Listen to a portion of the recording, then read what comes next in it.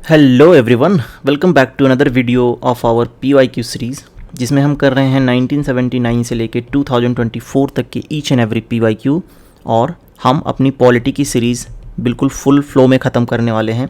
सो मैं आज आपको सेंटर स्टेट रिलेशनशिप पे जितने भी क्वेश्चंस आए थे वो मैं कराऊंगा। और ये वाला वीडियो मैं बस ऐसे स्क्रीन रिकॉर्डिंग के जैसा कर रहा हूँ जैसे हम ओल्ड स्टाइल में करते थे, क्योंकि आज मेरा कैमरे वाला सेटअप थोड़ा चल नहीं रहा है। सो आज मैं आपको सेंटर स्टेट रिलेशनशिप पढ़ाऊंगा, और अगर टाइम बचा तो मैं आपको पंचायती राज इंस्टीट्यूशंस के भी क्वेश्चंस करा दूंगा। तो देखो, सेंटर स्टेट रिलेशनशिप में बेसिकली जो जैसे कि फाइनेंस कमीशन हो गया, गवर्नर के बारे में हो गया, सेंटर स्ट्रॉन्गर देन स्टेट है, इसके कुछ प्रोविजंस हो गए। सो इससे रिलेटेड चीज़ें हैं। और पंचायती राज इंस्टीट्यूशन में मेनली आपका क्या है कि जो कॉन्स्टिट्यूशनल प्रोविजंस आए, जैसे 73rd और 74th अमेंडमेंट एक्ट से रिलेटेड जितने क्वेश्चंस आए हैं, पंचायती एक्सटेंशन टू शेड्यूल एरिया से रिलेटेड जो क्वेश्चन आए हैं, I think Forrest right act वाले क्वेश्चन जो थे वो तो उसमें हमें इन्वायरमेंट में करना पड़ेगा। सो इस तरह से जो रिलेटेड टॉपिक्स हैं उनको हम कवर करेंगे। सो 10 पेज का ये पूरा नोट्स है, मैंने टेलीग्राम पे शेयर कर दिया है। And make sure to download and make benefit of that notes, ठीक है। और साथ साथ इसमें अगर आपको कुछ ऐड ऑन करना है वो करते जाएंगे, ठीक है। सो स्टार्ट करते हैं। जो कुछ कीवर्ड्स जैसे कि कुछ क्वेश्चन थे जो 1979 से आए हुए थे, तो वो क्या है कि बस वन कीवर्ड आंसर है, तो उनको एज ए क्वेश्चन रिप्रेजेंट करने की बजाय मैंने एज ए इन्फॉर्मेशन ही रिप्रेजेंट कर दिया ताकि आपका सीधा तैयार हो जाए। तो आप देखोगे कि सरकारिया कमीशन जो है बहुत इंपॉर्टेंट कमीशन रहा, जिसने कि हमारे सेंटर स्टेट रिलेशनशिप के बारे में बहुत सारे रिकमेंडेशंस दी। इन्होंने गवर्नर के अपॉइंटमेंट के बारे में, गवर्नर के क्वालिफिकेशंस के बारे में, गवर्नर के बिहेवियर के बारे में बहुत सारे रिकमेंडेशंस दिए। सो ये क्वेश्चन 2 से 3 बार पूछा गया है PYQ में, ठीक है। फिर फाइनेंस कमीशन अपना बहुत इंपॉर्टेंट बन जाता है when it comes about centre state relationship. Article 280 में फाइनेंस कमीशन है, कॉन्स्टिट्यूशनल बॉडी है, और ये क्या करता है कि प्रेसिडेंट को रिकमेंड करता है कि आपको जो डिवोल्यूशन करना है, वर्टिकल हॉरिजॉन्टल डिवोल्यूशन, वो कैसा करना है, ग्रांटी नेट्स कौन कौन से देने हैं, ठीक है। और इसमें एक चेयरमैन होता है, 4 मेंबर्स होते हैं, ठीक है। और जो ग्रांटी नेट्स, डिवोल्यूशन, ये सब रिकमेंड करना इसकी जिम्मेदारी है। और इनके जितने भी मेंबर्स होते हैं, जो इसका चेयरमैन होता है, they are appointed and removed by the pleasure of president. इनका एवरी 5 ईयर में इनको रिकॉन्स्टिट्यूट करना होता है, ऑल्दो कभी कभी उससे ज़्यादा या कम भी में भी डिजॉल्व या रिकॉन्स्टिट्यूट किया जा सकता है, ठीक है। और रीअपॉइंटमेंट इनका पॉसिबल है, ओके। चलो, स्टेट फाइनेंस कमीशन के बारे में हम ऑल्दो जब पंचायती राज इंस्टीट्यूशन पढ़ेंगे तो उसमें भी पढ़ेंगे, but state finance commission is also constitutional body. Article 243I है ना, ये अपना पार्ट 9 में दिया हुआ है, जहाँ पे हमने पंचायती राज इंस्टीट्यूशंस, म्यूनिसिपालिटी, इन सब से रिलेटेड फाइनेंस का रिकमेंडेशंस करता है, ठीक है। फेडरलिज्म का जो मेन मतलब होता है वो क्या होता है कि division of power between centre and state, ठीक है। कि जैसे बहुत सारे एरियाज़ हैं, उसका डिवीज़न जब हो जाता है सेंटर और स्टेट में, कि सेंटर इस चीज़ पे काम करेगा, स्टेट इस चीज़ पे काम करेगा, that is the main feature of federalism, ठीक है। ये बोरोड फ्रॉम कनाडा, क्योंकि कनाडा में भी फेडरल स्ट्रक्चर्स एग्जिस्ट करता है जिसमें कि सेंटर और स्टेट के बीच में पावर डिवाइडेड है। देखो, अभी यूएस में इलेक्शन चल रहा है, तो यूएस से रिलेटेड जितने भी प्रोविजंस हैं कि यूएस का प्रेसिडेंट का पावर क्या है, उनका इलेक्शन कैसा होता है, यूएस में फेडरलिज्म कैसा है, यूएस में इलेक्शन का क्या प्रोसेस है, मतलब जो भी यूएस की पॉलिटी है और जो अपना इंडिया की पॉलिटी है, उसके बीच के कंपैरिजन के जितने भी एस्पेक्ट होते हैं वो इंपॉर्टेंट बन जाते हैं। सो अभी हम फेडरलिज्म पढ़ रहे हैं, तो उसका जो एस्पेक्ट है वो मैं आपको बता रहा हूँ, ठीक है। तो जो हमारा टाइप ऑफ कॉन्स्टिट्यूशन है, हर जगह रिटन तो दोनों जगह है, बट हमारा वाला थोड़ा लेंदी है, उनका थोड़ा शॉर्ट है, ठीक है। हमारा जो नेचर ये है इंडियन कॉन्स्टिट्यूशन का, यूनिटरी बायस है, ठीक है, बट इनका फेडरल स्ट्रक्चर, इसमें क्या है कि सेंटर और स्टेट दोनों के पास सेम पावर है, बट हमारा जो है वो centre stronger than state follow करते हैं, ठीक है। बेसिक चीज़ सबको पता है, ठीक है। सॉवरेंटी में क्या है कि हमारी जो पार्लियामेंट है वो सॉवरेन है। इसमें क्या है कि जो पॉपुलर सॉवरेंटी, मतलब प्रेसिडेंट के पास ज़्यादा पावर होती है इसमें, ठीक है। फॉर्म ऑफ गवर्नमेंट पार्लियामेंट्री है, इनके पास प्रेसिडेंशियल है। एग्जीक्यूटिव जो हमारा वो collectively responsible to council of minister headed by prime minister, है ना। और जो हमारा इसमें यूएस में होता है वो सिंगल एग्जीक्यूटिव होता है। हेड ऑफ स्टेट प्रेसिडेंट, इसमें जो होता है वो नॉमिनल एग्जीक्यूटिव होता है, यहाँ पे प्रेसिडेंट होता है रियल एग्जीक्यूटिव होता है। अपने यहाँ रियल एग्जीक्यूटिव कौन होता है? प्राइम मिनिस्टर, ठीक है। चलो, सेपरेशन ऑफ पावर, जो हमारा लेजिस्लेटिव और एग्जीक्यूटिव है, लेजिस्लेचर में से ही एग्जीक्यूटिव चुन के जाते हैं, इसमें जो है स्ट्रिक्ट सेपरेशन होता है, ठीक। चलो बाकी की जो चीज़ें हैं ये दी हुई हैं, अगर आपको पढ़ना है थोड़ा सा पढ़ लेना, बट इतने से काम आपका हो जाएगा, ठीक है। इसमें जो होता है वो इंडिपेंडेंट जुडिशरी होती है बोथ में, तो ये भी फेडरल सिस्टम का एक इम्पॉर्टेंट पार्ट है, ठीक है। अब देखो इसमें जितनी भी चीज़ें मैंने मेंशन करी हुई है ना, वो सब जो है अपनी PYQ से इंस्पायर हैं। ऐसा नहीं कि मैंने इंडिपेंडेंटली कुछ भी ला के आपको दे दिया ChatGPT से पूछ के, ठीक है। चलो अब अगर इतना नॉलेज हमें हो गई है तो हम क्वेश्चंस आराम से सॉल्व कर पाएंगे। स्टार्ट करते हैं। 1993 में क्वेश्चन आया, which one of the following is feature common in both Indian federation and the American federation. A single citizenship, नहीं, अमेरिका में जो है वो डुअल सिटीजनशिप है, ये हमें पता है ना, डुअल सिटीजनशिप है। 3 list in the constitution, dual judiciary, a federal supreme court to interpret the constitution. देखो अभी हमने पढ़ा था ना कि जो इंडिपेंडेंट जुडिशरी है वो दोनों में कॉमन है, तो ये कॉमन फीचर ही पूछ रहा है, तो हमारा जो हो जाएगा this one, a federal supreme court to interpret the constitution. चलो 1994 में क्वेश्चन आया कि which one of the following taxes is are levied by the union and collected and appropriated by the state. अच्छा देखो लेवाइड का मतलब क्या होता है कि उस पर लॉ कौन बना सकता है ना, उस पर लॉ कौन बना सकता है, ठीक। और कलेक्टेड तो मतलब आपको पता ही है कि कलेक्ट कौन कर रहा है। अप्रोप्रिएटेड मतलब वो है किसका, यूज कौन करेगा, है ना। तो जो अभी स्टाम्प ड्यूटी है ना, कि स्टाम्प ड्यूटी जैसे आप कोई ज़मीन खरीदते हो या सिक्योरिटीज़ का एक्सचेंज होता है तो उस पर एक स्टैम्प ड्यूटी लगता है। स्टैम्प ड्यूटी पे जो रूल एंड रेगुलेशन है वो बनाता तो यूनियन है, बट उसको कलेक्ट और अप्रोप्रिएट किया जाता है स्टेट द्वारा। सो अभी जब से GST लगा है उसके बाद भी ये चीज़ें जैसे स्टैम्प ड्यूटी हो गया और medicinal and toilet and alcohol पे जो भी हमारा टैक्स कलेक्ट होता है that is levied by the union but appropriated and collected by the union and collected and appropriated by the state, ठीक है। ये चीज़ आपको याद रखनी है। चलो इंटरस्टेट रिलेशन से रिलेटेड एक इंपॉर्टेंट जो कॉन्स्टिट्यूशनल प्रोविजन है अपने आर्टिकल 263 के अंदर, that is interstate council. Interstate council क्या बोलता है, मतलब इंटरस्टेट काउंसिल है बट इसका और कोई भी डिटेल नहीं दिया कॉन्स्टिट्यूशन में। इंटरस्टेट काउंसिल इसलिए बनाया गया था ताकि जो सेंटर और स्टेट के वेरियस रिप्रेजेंटेटिव हैं they can come together and make the plan for development of the entire India. यही इसका मेन विजन था। आर्टिकल 263 में इतना ही मेंशन किया गया कि ना कि प्रेसिडेंट को ये इंटरस्टेट काउंसिल ऑर्गेनाइज कराना है, और इसके अलावा कोई और डिटेल नहीं दी हुई, कितना लोग होंगे, किसको किसको बुलाना है, नथिंग एल्स, ठीक है।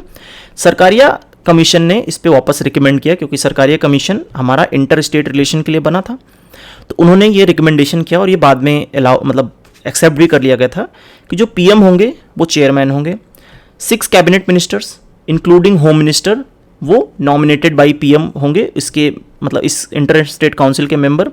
फिर all chief minister of UT plus states, और गवर्नर, अगर किसी स्टेट में प्रेसिडेंट रूल लगा हुआ है तो वहाँ का गवर्नर आप बुला लो। These members will be in the inter state council to make the plans, ठीक है।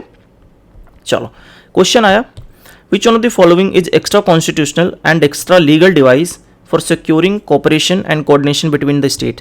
एक्स्ट्रा कॉन्स्टिट्यूशनल मतलब कि जो कॉन्स्टिट्यूशन में नहीं है, तो जो अपना इंटर स्टेट काउंसिल है ये तो कॉन्स्टिट्यूशन में है, और बाकी ये नेशनल डेवलपमेंट काउंसिल NDC के बारे में आगे हम पढ़ेंगे, मैं आपको इसका डिटेल अच्छे से कराऊंगा, ठीक है। गवर्नर्स कॉन्फ्रेंस, जोनल काउंसिल, ये सब जो है एक्स्ट्रा कॉन्स्टिट्यूशनल मतलब कि कॉन्स्टिट्यूशन में नहीं है।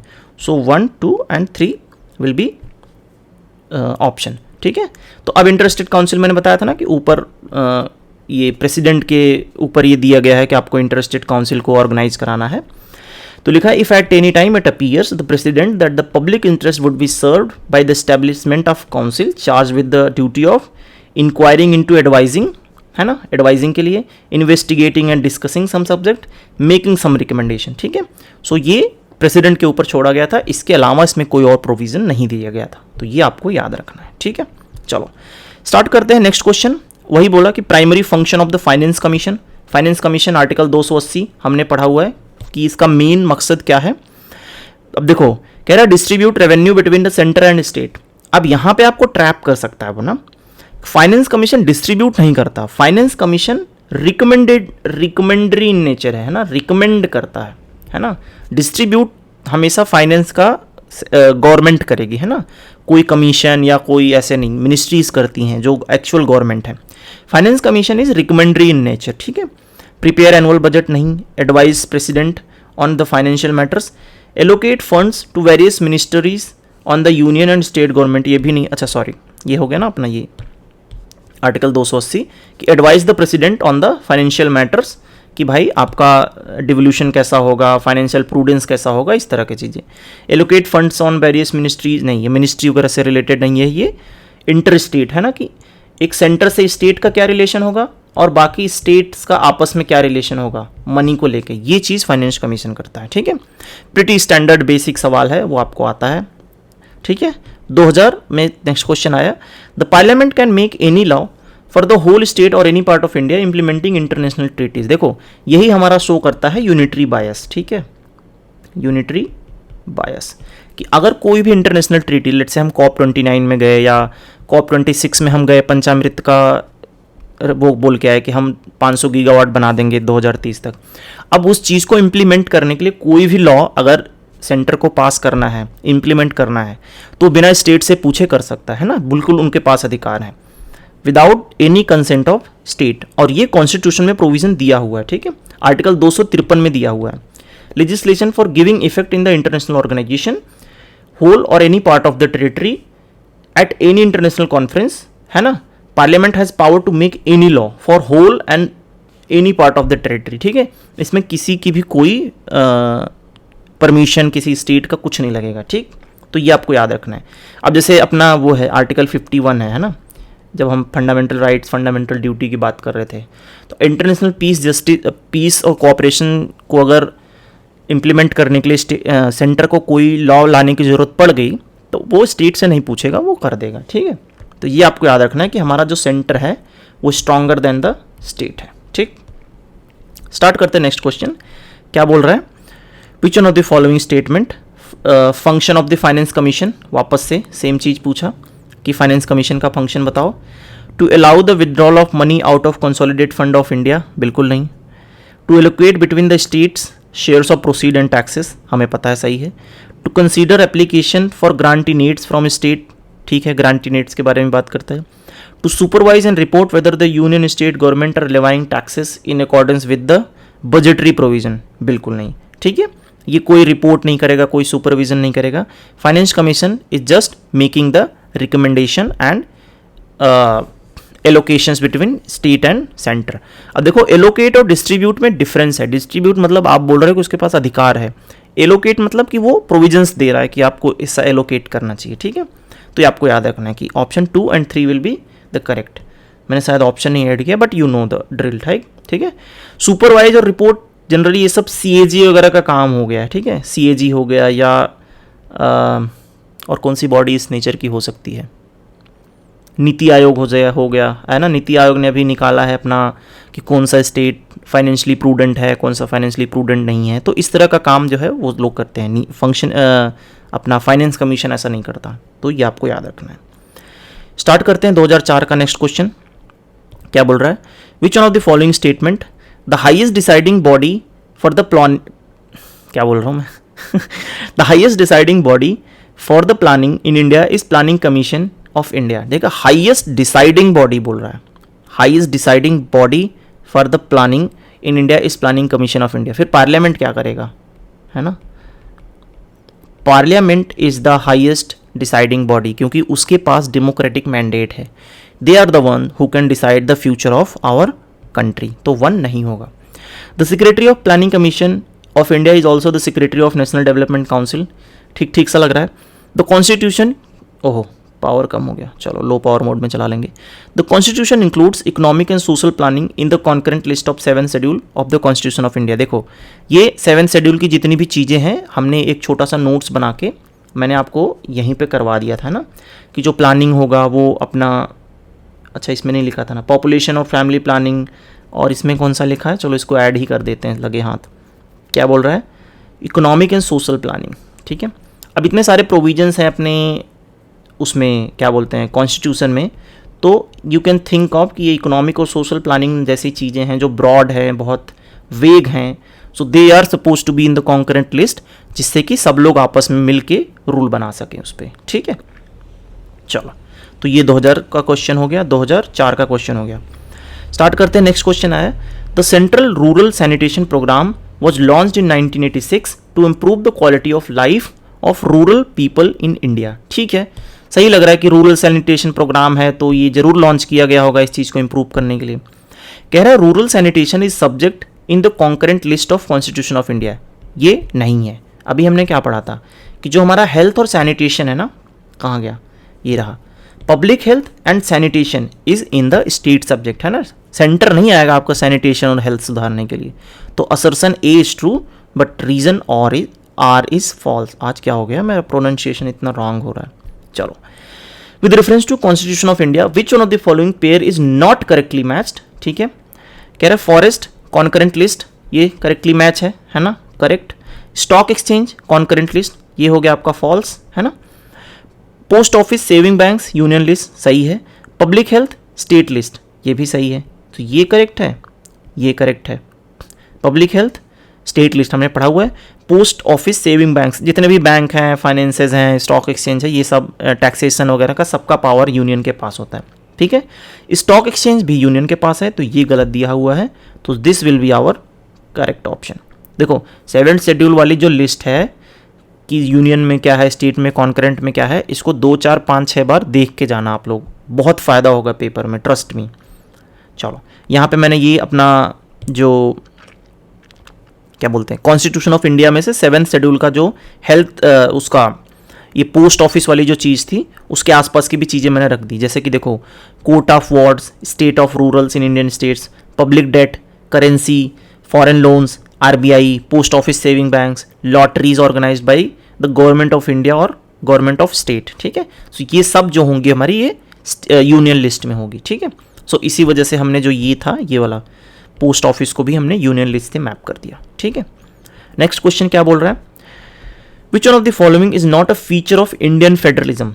इंडियन फेडरलिज्म का फीचर कौन सा नहीं है। ठीक है, there is an independent judiciary, ये है। ठीक है, power have been clearly divided between centre and state, बिल्कुल 7th schedule with article 246। The federating units have been given unequal representation in the Rajya Sabha, बिल्कुल, है ना, किसी स्टेट में राज्यसभा की सीट ज़्यादा है, किसी में कम है। It is result of an agreement among the federating unit, ये गलत है ना। हमारा जो क्या था कि सेंटर पहले आया, उसके बाद स्टेट आया। ठीक है, हमारा ये है कि डिस्ट्रक्टिबल स्टेट्स हैं, क्योंकि अगर आप आर्टिकल 1 से 4 तक पढ़ो तो सेंटर जब चाहे किसी भी स्टेट को तोड़ सकता है, रीऑर्गेनाइज कर सकता है, बाउंड्री बना सकता है, रीनेम कर सकता है। So we are not agreement, we are not result of agreement among the units.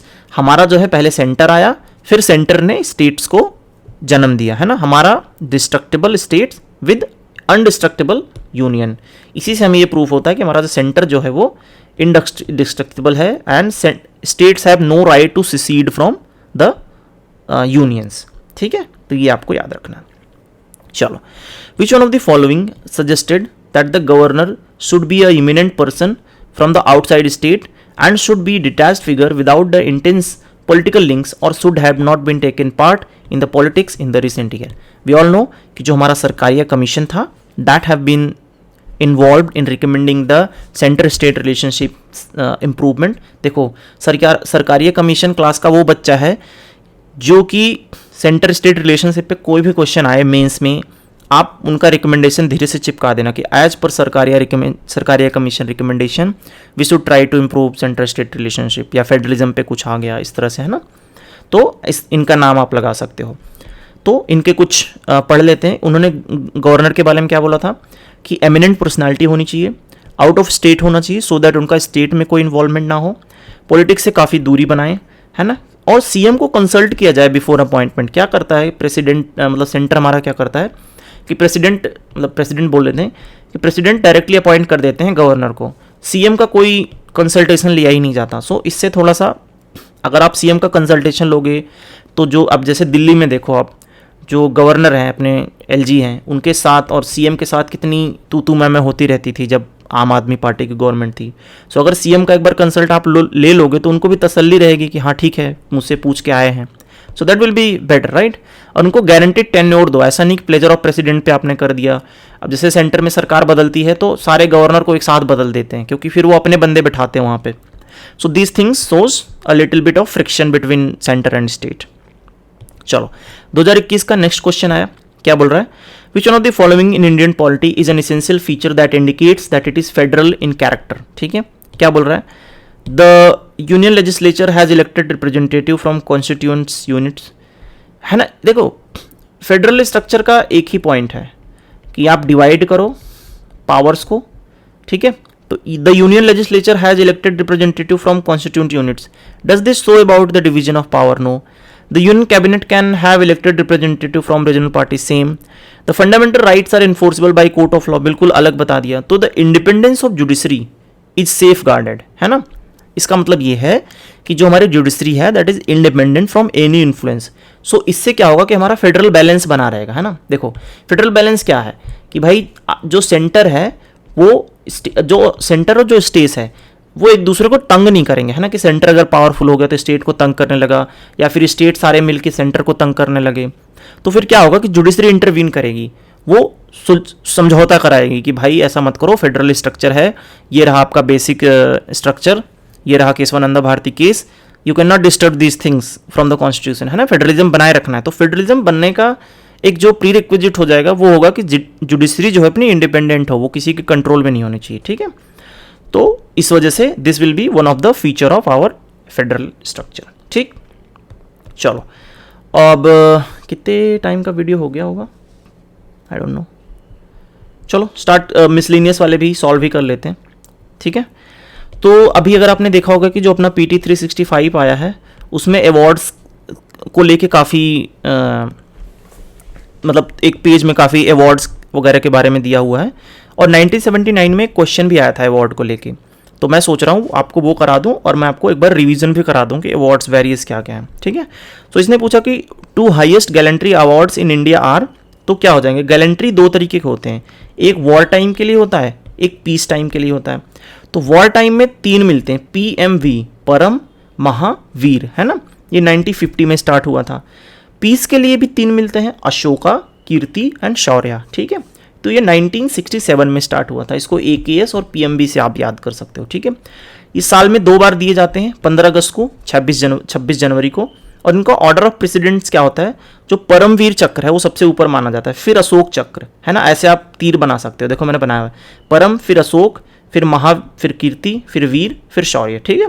सो इसमें इसने यही पूछा था कि 2 हाईएस्ट गैलेंट्री अवार्ड, तो जो हमें पता है कि जो परम चक्र है वो सबसे ज़्यादा है, उसके बाद अशोक है।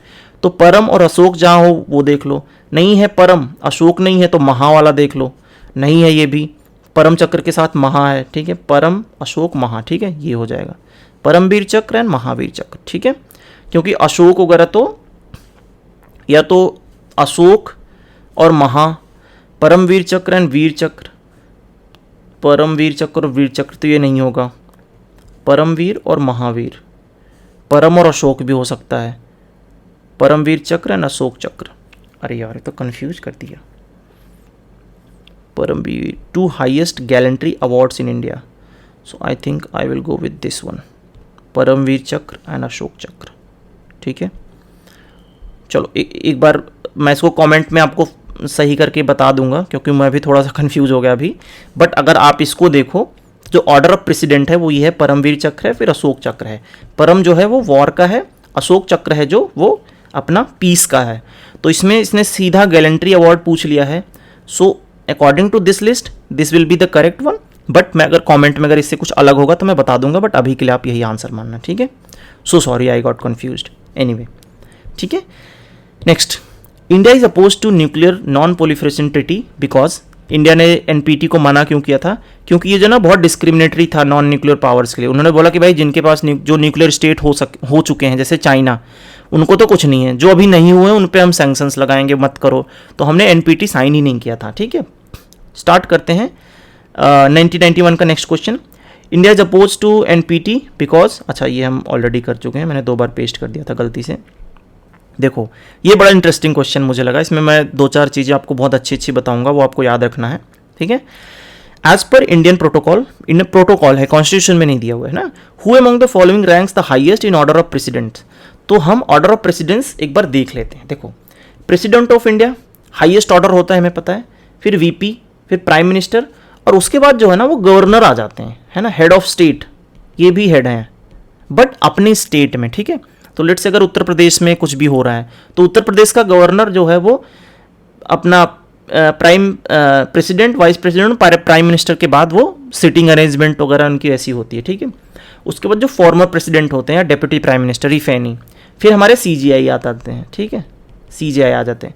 फिर इस तरह से कैबिनेट मिनिस्टर्स हो गए, एम्बेसडर्स हो गए, जज हो गए सुप्रीम कोर्ट के, और जो ये होते हैं अपने मेंबर ऑफ पार्लियामेंट, वो सबसे लास्ट में आते हैं, मतलब उनका उतना वो नहीं है ऑर्डर ऑफ प्रेसिडेंट्स बैठने का लेके, ठीक है। सो ये एक थोड़ा ट्रिक बना के दिया था मुझे चैट GPT ने कि PVCs गो फर्स्ट, चीफ जजेस कैन जस्ट चिल, है ना। तो PVC हो गया, गो फर्स्ट मतलब governor, former president and CGI, उसके बाद कैन जस्ट चिल मतलब जजेस ऑफ हाई कोर्ट, फिर अपने चीफ मिनिस्टर्स आ जाएंगे, ठीक है। और एक चीज़ आपको ये याद रखना है कि ये चीज़ जब मैं पढ़ रहा था थोड़ी मुझे क्यूरियोसिटी हुई कि जिनको भारत रत्न वगैरह मिला उनका क्या है। तो जो भारत रत्न वाले बंदे होंगे ना, वो प्रेसिडेंस में सुप्रीम कोर्ट जज से भी थोड़ा आगे होते हैं, ठीक है। और जो डेप्यूटी चेयरमैन ऑफ राज्यसभा होता है वो अटॉर्नी जनरल से आगे होता है। ये PYQ से आया था। तो ठीक है, ये बहुत ऐसे रैंडम इन्फॉर्मेशन है, बट थोड़ा सा अगर आपको ध्यान देना हो तो दे लेना, अच्छी चीज़ है, मतलब मुझे अच्छा लगा जान के। चलो थोड़ा सा फ्लैग के बारे में अपने पढ़ते हैं। फ्लैग में 24 स्पोक्स होते हैं, अपना वो सत्यमेव जयते, अच्छा नहीं गलत मैं बता रहा हूँ इसमें, ठीक है। 24 स्पोक्स होते हैं। और जब फ्लैग अमेंडमेंट एक्ट आया 2002 में, तो आप पूरे दिन और पूरे नाइट अपने पर्सनल रेजिडेंस पे फ्लैग होइस्ट कर सकते हो, ठीक है। और जो फ्लैग का कपड़ा है वो हैंडमेड होना चाहिए, और any size is allowed, but 3:2 का रेशियो होना चाहिए। देखो एक क्वेश्चन आया था 2023 में, ये आया था, इस पे आया था कि द स्टैंडर्ड साइज, है ना। तो यहाँ तो मैंने लिख दिया एनी साइज, तो मतलब बनाने का तो आप एनी साइज बना लो, बट जब कोई डॉक्यूमेंट आता है, कोई सरकारी चीज़ होती है, तो एक स्टैंडर्ड आपको निर्धारित करके देते हैं। देखो जब मैं 2023 में बैठ के क्वेश्चन कर रहा था, तो मैंने पहले ये पढ़ा कि one of the following standard of national flag is 600 × 400 mm, मुझे नहीं पता था, ठीक है। फिर आया कि the ratio of length of width flag shall be 3:2, तो मुझे लगा कि ठीक है। तो मैंने सोचा कि 3:2 है, तो ये मैथ लगा लेता हूँ, तो 200 × 3 600, 200 × 2 400, सही लग रहा है। बट मुझे लगा कि जब UPSC का एग्जामिनर ये सेट कर रहा होगा ना, मतलब मैंने यही एग्जैक्ट सोचा था, मैं झूठ नहीं बोल रहा हूँ आपसे, कि वो उसने सोचा होगा कि बाकी लोग भी ये दिमाग लगाएंगे CSAT वाला, तो वो इसको जानबूझ के वो गलत बनाएगा। तो मैंने चुपचाप इसको काट दिया था और मैंने इसको सही कर दिया था। स्टेटमेंट 1 इज़ इनकरेक्ट और स्टेटमेंट 2 इज़ करेक्ट, और मेरा सही हो गया था। मेरा यही दिमाग था, मुझे नहीं याद था, फ्लैग वैग कोई पढ़ के जाता नहीं है। और तो इस माइंडसेट से मैंने किया था। आप चाहो तो इसको क्वेश्चन को छोड़ भी सकते हो। और 2023 में 75 नंबर गया था अपना cut off, so you can just think कि हाँ किस तरह का पेपर और किस तरह की चीज़ें हुई होंगी, ठीक है। चलो तो अब नेक्स्ट आता है अपना Panchayati Raj institutions, municipalities, local government, local self government के बारे में थोड़ा सा पढ़ेंगे। देखो पंचायती राज इंस्टीट्यूशंस जो है प्रीलिम्स के सिलेबस में डायरेक्ट मेंशन है। सो मैं पंचायती राज इंस्टीट्यूशन के बारे में थोड़ा सा आपको स्थिरता के साथ पढ़ाना चाहता हूँ। और अभी 4 बजने वाले हैं, तो मेरा सोने का भी समय हो गया है। तो सो के जब मैं उठूँगा सुबह, ऑफिस जाऊँगा, ऑफिस से जब मैं वापस आके वीडियो बनाऊँगा, तो उसमें मैं पंचायती राज इंस्टीट्यूशन, म्यूनसिपालिटी और लोकल गवर्नमेंट से रिलेटेड जितने भी प्रोविज़न है वो सब मैं आपको करा दूँगा। और आपका कोई डाउट हो, कोई रिक्वेस्ट हो, कोई समस्या हो, कोई डर हो, कोई फियर हो, please let me know in the comment box. Telegram पे आप DM भी कर सकते हो, लोगों के आते रहते हैं, मैं जितना हो सकता है जवाब देता हूँ। और लगे रहो यार, पढ़ाई करते रहो, that's all we can do, है ना। और मेहनत के अलावा कोई और अपने पास ऑप्शन नहीं है। सो मैं भी कर रहा हूँ, आप भी करो, ठीक है। चलो ज्ञान बहुत हो गया। See you in the next one. If you haven't subscribe please do and like the video, और कमेंट्स वगैरह करते रहो, ठीक है। मिलते हैं नेक्स्ट वन में, बाय।